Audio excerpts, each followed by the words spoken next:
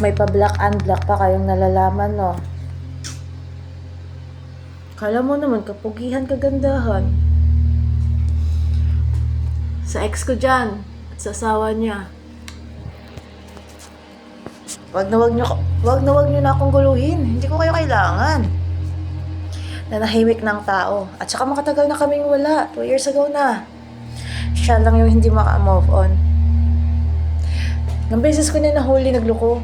Ilang beses ko niya nahuli na may ilang cellphone. May ibang SIM card, may ibang account. Nabubuksan ko pa nga yung fake account niya. May karelasyon dun siya. May tinatago dun siya. Noon, nung sinabihan kita, nung bago pa lang kayo, sabi mo hindi ako naka-move on. Ang saya, no? Kawawa ka lang. Sinabihan na kita, mag-ingat ka. Kasi nga, kung anong ginawa niya sa akin, gagawin at gagawin niya yan sa'yo. So, hindi ka naniniwala. Kasi nga, naano ka sa mga sinasabi niya, nadala ka ba sa mga sinasabi niya, ang ganda-ganda niya magsabi sa'yo, napapa-believe ka sa kanya, no?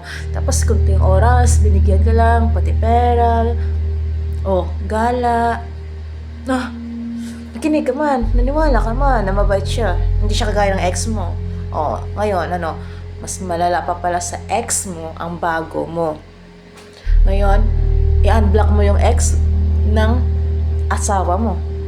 Tapos, magpa-comfort ka doon. Isasauli mo siya kasi wala na siyang trabaho. Nung may trabaho siya, ang saya-saya mo. Ngayon wala ng trabaho. Hindi ka na natuwa. Lumalabas na yung masama niyang ugali. Lagi na kayong nag-aaway. Pinagbibitawan ka niya ng masasamang salita. Binubuhatan ka niya ng kamay. So, kasalanan ko yun. Isisi niyo sa akin. Pinapakailaman ko kayo. Ang masama pa doon, nagpapakampi yung lalaki sa ibang tao. Hindi sa tunay niyang na pamilya.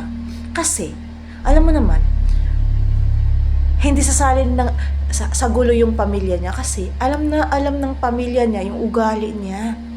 Pero yung ibang tao,